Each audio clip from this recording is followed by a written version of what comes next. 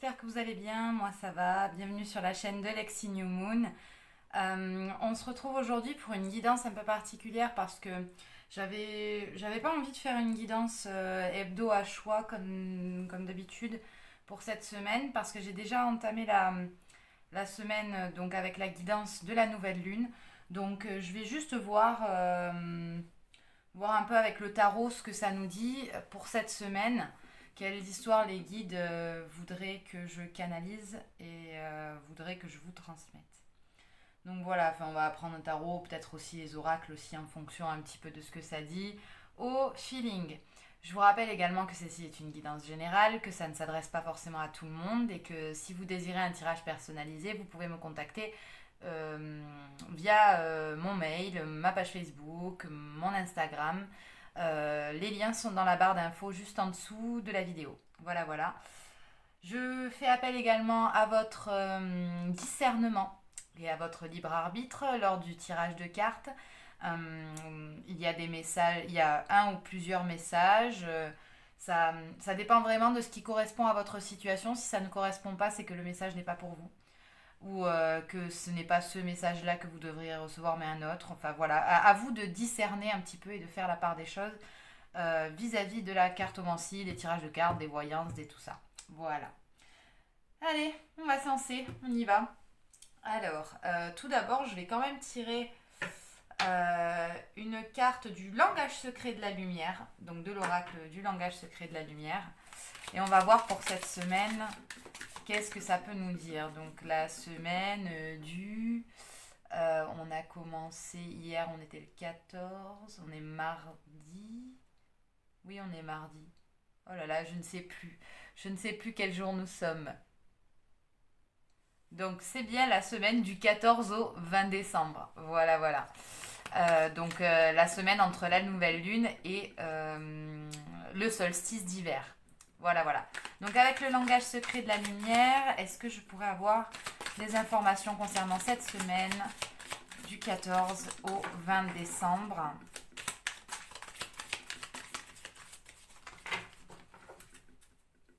S'il vous plaît, mes guides. Voilà. Une deuxième carte. Oups là. Une deuxième carte, s'il vous plaît. Hop, voilà. Très bien. Alors, en dos de deck, on a Insight. Donc, Insight, c'est quelqu'un qui va plonger profondément dans son être pour en vibrer autour de lui, vous voyez, toute l'énergie positive qu'il peut y trouver. Insight, ça nous invite vraiment à être dans notre centre et à rayonner. Alors ensuite, on a Wellness et Vesica Piscis. Ok. Donc, c'est très intéressant parce qu'en plus, il y a 2-3 jours, j'ai regardé un peu plus en profondeur la signification de cette carte. Donc, Wellness, c'est le bien-être. On vous invite à vous faire du bien cette semaine. Voilà. Les guides, ils disent que, ouais, c'est ça, c'est faites-vous du bien, c'est un temps un petit peu de pause. On voit un peu la fleur de vie autour de la personne. Je ne sais pas si vous voyez bien ou pas. Voilà, il y a une fleur de vie. La personne est alignée, donc Insight. On voit, elle est alignée, elle est bien, elle tient un glaive pour couper tout ce qui est toxique. Et puis on voit le cœur, l'amour. Enfin, faites-vous du bien, quoi. Cette carte, elle est là pour vous dire faites-vous du bien. Et Vesica Piscis, ça veut dire, ça signifie une sorte d'union. Je m'explique. C'est deux mondes, deux cercles qui viennent se conjoindre. C'est marrant parce qu'on parlait de solstice d'hiver et au solstice, il y a une conjonction entre deux grosses planètes. Là, on le voit en fait. Et au milieu, à la conjonction de ces deux grandes forces, de ces deux anneaux, au milieu, ils se rejoignent pour former le Vesica Piscis, c'est-à-dire la vessie du poisson. Et en fait, dans la vessie du poisson, on voit qu'il y a un cœur. C'est pour former le cœur, pour former l'amour, pour former l'unité. Là, on nous invite vraiment à revenir à notre propre unité, à revenir à notre propre bien-être, à fusionner notre partie yin, notre partie yang, notre partie lumineuse, notre partie obscure, à les fusionner et à être. Voilà, c'est important. Et à être en conscience et à être bien, à se sentir bien. Hein, vous voyez. Voilà, voilà. Voilà. Donc, très bien, merci. Est-ce qu'on peut... Oui, une carte de l'oracle Starseed. On me dit, ok, hop là. Donc, une carte de l'oracle Starseed, s'il vous plaît. Hop.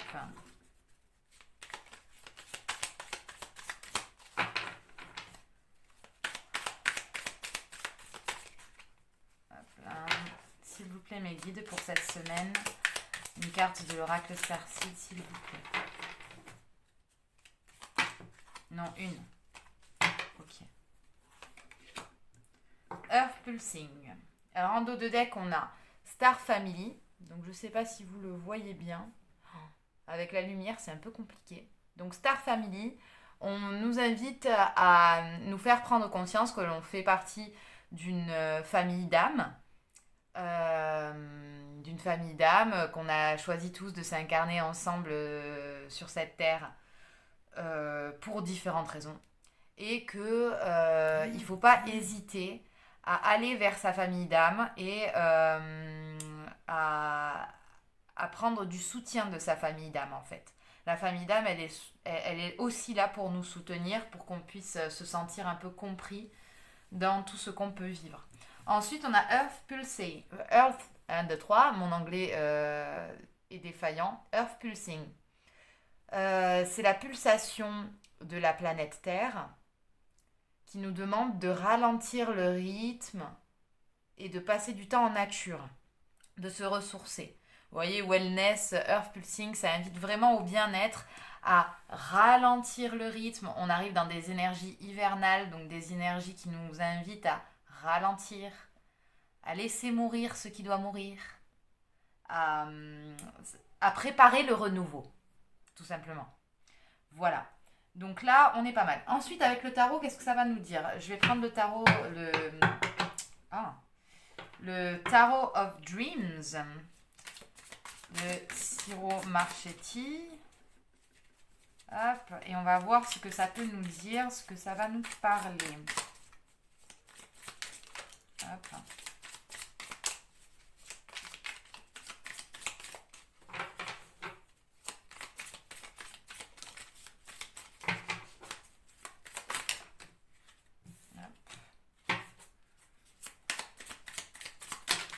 Non.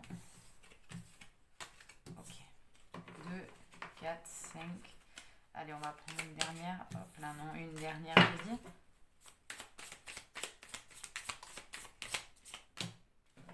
Voilà. Alors.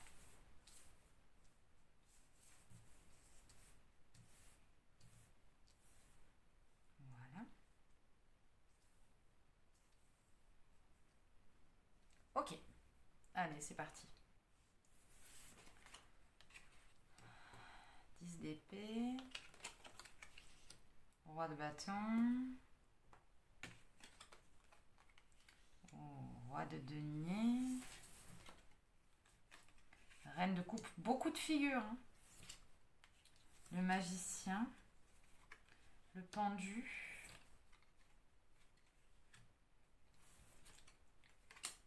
Voilà. Alors.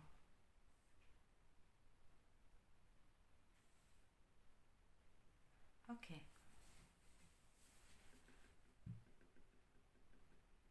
Alors, bon. Je vais voir un peu ce que ça me dit. Là, on nous parle de la fin d'un cycle douloureux avec le 10 d'épée. Là, c'est vraiment le cycle douloureux qui s'achève. Vous voyez, on a beaucoup souffert. On nous a planté 10 épées dans le dos. Et je regarde la carte, mais oui, il y a une roue astrologique que forment les épées. C'est comme si la souffrance que l'on avait vécue était nécessaire, en fait, à nous faire évoluer. Et qu'il y a une forme de prise de conscience par rapport à cette souffrance-là. D'accord. Derrière, on a des énergies très masculines. On a le roi de bâton et le roi de denier. Le roi de bâton, c'est quelqu'un qui va prendre, qui a de l'ego, qui a beaucoup d'ego, qui... Oui, on me dit, suite à la souffrance, l'ego euh, de survie va prendre un peu le dessus. C'est-à-dire qu'on a envie de, je vais pas dire de fuite en avant, mais en tout cas, on quitte une situation, on a envie d'aller de l'avant et on a envie, surtout avec deux figures de roi, on a envie d'être maître de sa situation. Peut-être ça parlera à des gens dont la situation est un peu délicate en ce moment et qui ne se sentent pas vraiment maîtres de leur situation. Là, on leur dit qu'ils deviennent maîtres de leurs actions et maîtres de leur monde matériel. Parce que le roi de denier, c'est le matériel. Hein. C'est quelqu'un qui est matérialiste. Autant le roi de bâton, c'est le roi du feu, c'est le roi de l'action, c'est le roi de la passion, c'est le roi de l'énergie yang. C'est vraiment quelqu'un de passionné qui connaît sa hauteur et qui n'hésite pas à faire jaillir son feu. Et là, en face de lui, il y a le roi de denier qui lui permet un soutien matériel de force. C'est-à-dire que là, on a une personne qui est en pleine possession, en train de récupérer la possession de ses moyens. Euh, Cette personne-là qui sort de cette souffrance, elle reprend possession d'elle-même et de sa vie. Elle reprend les rênes. C'est quelqu'un qui reprend les rênes de sa vie. C'est exactement ça. Et ensuite, on a la reine de coupe. La reine de coupe, elle est plutôt dans l'émotionnel pour le coup. Alors c'est bien parce que mis à part le 10 d'épée, j'ai pas d'épée sur le tableau, c'est cool. Parce que l'épée, c'est le mental, c'est les peurs, c'est les angoisses, tout ça, tout ça. Là, on est sur une reine de coupe et la reine de coupe, elle va venir préserver le cœur de cette personne. C'est quelqu'un qui a envie de nourrir son cœur avec les deux rois, avec des buts précis, concis, vrais, qui font du sens dans la matière et dans l'action. On a envie de venir nourrir son cœur ici, de prendre soin de cette reine de coupe et, et vraiment de prendre soin de son cœur et de ce que son cœur désire. Après cette espèce de prise de conscience qui est relativement forte, je vous rappelle qu'on a deux rois, on impose quoi, on impose la prise de conscience, on l'acte dans la matière. On a eu très mal là, on a eu très mal, notre cœur a dit stop, je ne veux plus, et vous dites ok, on fait autre chose. Grosso modo, c'est un peu ça. Et c'est marrant parce qu'elles sont sous le Vesica Piscis. Et j'ai un peu l'impression vous voyez ce côté des deux ronds, c'est peut-être ces deux rois. C'est-à-dire le côté agir et le côté matériel. C'est agir dans la matière et au centre, en fait, on va venir récupérer la reine de denier, la reine de coupe, en fait. Vous voyez, ça c'est mon Vesica Piscis. Mon monde matériel, mon monde de passion et d'envie. Et à l'encontre des deux, le cœur se rejoint, en fait. Le cœur s'y trouve, en fait. Donc, suite à la prise de conscience, la fin de ce cycle de tourments et de douleur mentale, on vient à cette réunion entre les désirs de notre cœur et les possibilités matérielles de notre cœur pour revenir en son centre, pour revenir en accord. C'est vraiment très comme ça. C'est le Vesica Piscis. Derrière, on a donc le magicien. Le magicien, il est là pour transformer. Il fait de la magie. C'est un alchimiste. Mais il ne le sait pas encore. Il le fait instinctivement, naturellement, en fait, le magicien. Vous voyez, il a le bâton, il a la coupe, il a l'épée, il a le denier, il a les quatre éléments du tarot, les quatre aspects, c'est aussi les quatre consciences, peu importe. Il a tout ça dans ses mains et il va pouvoir créer dans la matière ce dont il désire et ce dont son cœur a besoin. Clairement, il fait la lumière aussi sur une situation. Donc, en fait, cette personne-là qui a cette prise de conscience et qui décide de se mettre en action et d'écouter son cœur, elle va commencer à manifester des choses dans la matière. Elle va commencer à se rendre compte que la magie existe. On me dit, oui, c'est ça. On voit un changement de perspective avec le pendu. C'est le pendu, en fait, s'il se pend par les pieds, c'est pour voir le monde autrement, pour voir le monde différemment. Donc le magicien, là, c'est aussi notre pendu, c'est aussi cette personne qui a effectué cette prise de conscience. Et il décide de renverser le problème. Voilà, là, il y avait un problème, il décide de renverser le problème. Et là, il trouve une solution. Là, il commence à... Alors c'est marrant, là, on a le 6 de denier. Le 6 de denier, là, on me dit que c'est une énergie lunaire et une énergie du taureau. Et de la balance. On voit balance, soleil, oui. Signe solaire aussi, les lions, par exemple. On voit quelqu'un qui a décidé d'essayer de remettre de l'équilibre dans sa vie et qui a trouvé la clé de l'équilibre. Voilà. Grâce à ce changement de perspective. Il y a une situation, il y a quelque chose qui s'est passé qui fait qu'en fait on a pris conscience de quelque chose d'important et que maintenant on a les clés pour rétablir l'équilibre, matériellement parlant notamment. Et là, avec le 7 de coupe, on se retrouve face à des choix, à plusieurs choix possibles. Vous voyez, dans les coupes, il y en a qui ont, je ne sais pas si vous voyez bien, il y a le serpent, il y a l'araignée, il y a des bijoux, il y a un arbre fruitier, il y a des ailes qui représentent la sagesse, il y a des clés. Vous voyez, en fait, c'est ce point-là où maintenant que vous êtes en train de rétablir un peu l'équilibre dans votre vie, où il y a le champ des possibles qui s'ouvre. Et là, qu'est-ce qu'il se passe? Et bien, vous vous rendez compte qu'en manifestant de la magie, et bien vous pouvez faire tout ce que vous voulez, entre guillemets. C'est beau. Vous avez le pouvoir. Vous êtes le magicien. Vous avez le pouvoir. Après, il y a vraiment cette notion de choix avec le 7 de coupe où on vous dit essayez de voir vers quel type de coupe vous avez envie d'aller. En fait, c'est un peu ça le message. Ouais, ben c'est pas mal. C'est pas mal, c'est pas mal. Ouais. On va aller voir avec l'oracle de la triade, je pense. Oui, si, c'est ça. On va aller voir avec l'oracle de la triade. Hein. On va voir ce que ça nous dit un petit peu. Là, j'ai le temps. Ensuite,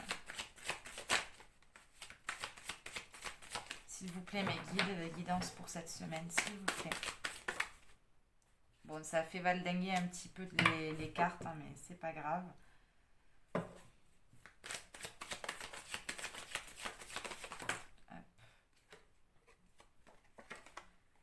Ouais, on est sur une guérison là.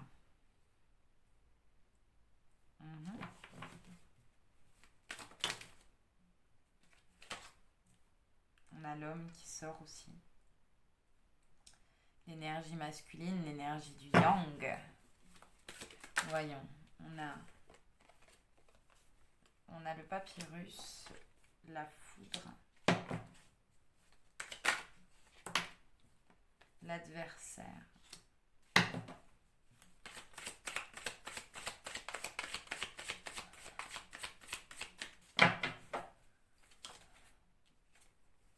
La paix. Ouais, trop cool.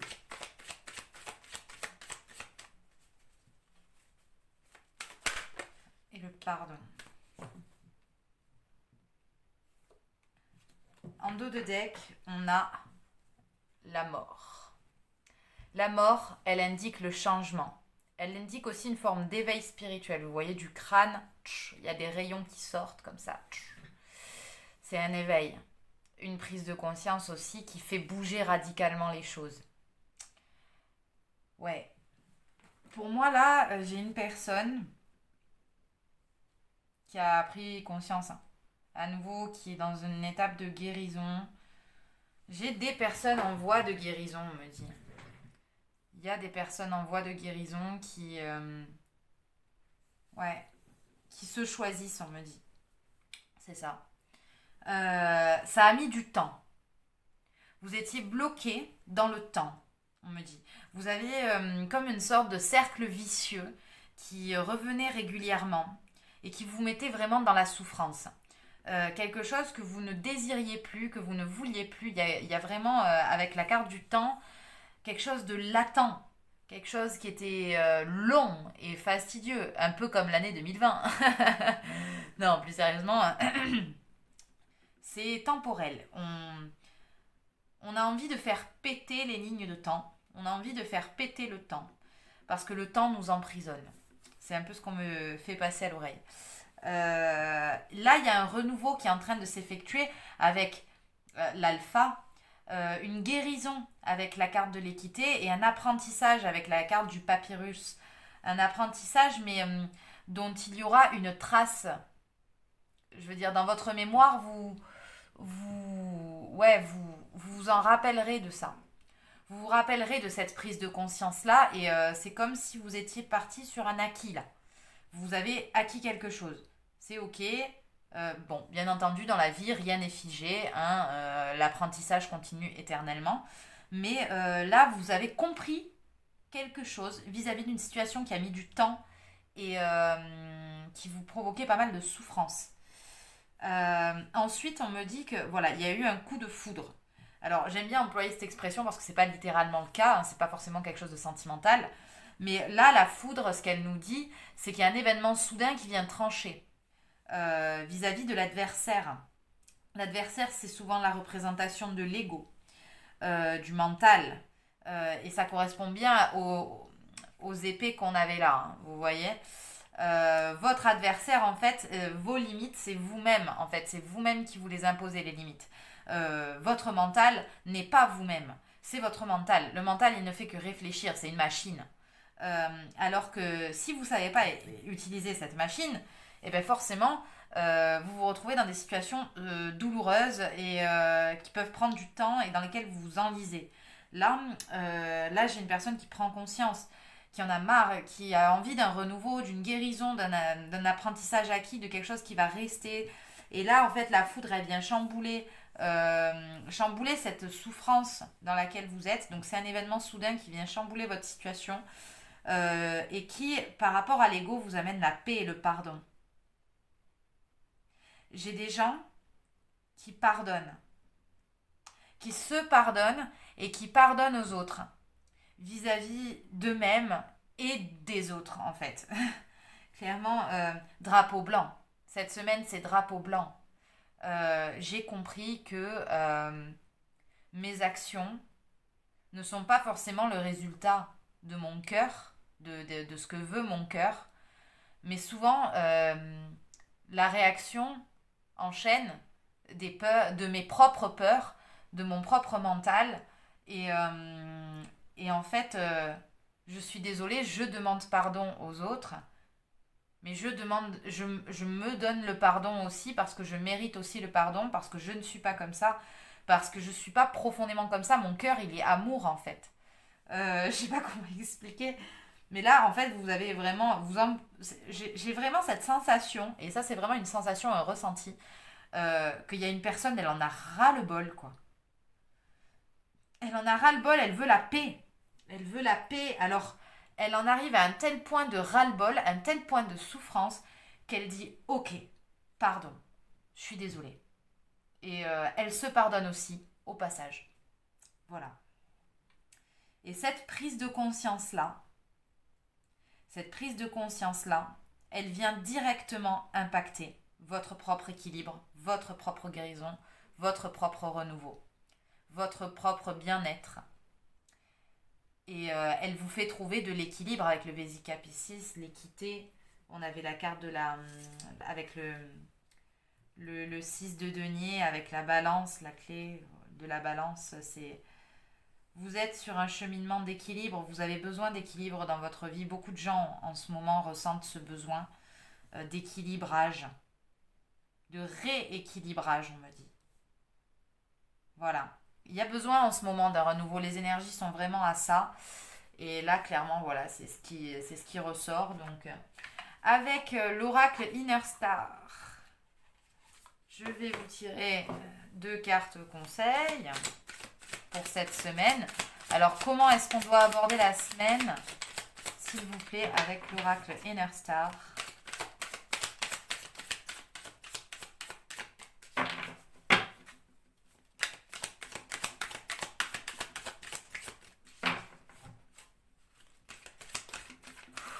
Comment on aborde la semaine? Ok, bien.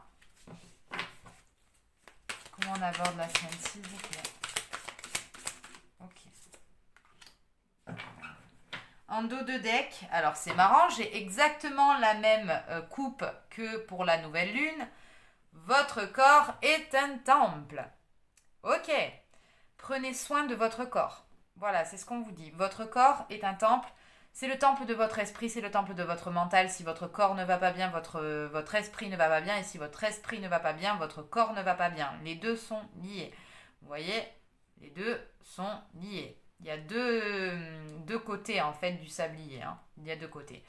Et donc, on vous dit, prenez soin de votre corps, c'est prendre soin de votre esprit. Et prendre soin de son esprit, c'est prendre soin de son corps. Mais le corps est le temple de l'esprit et on vous demande d'en prendre conscience.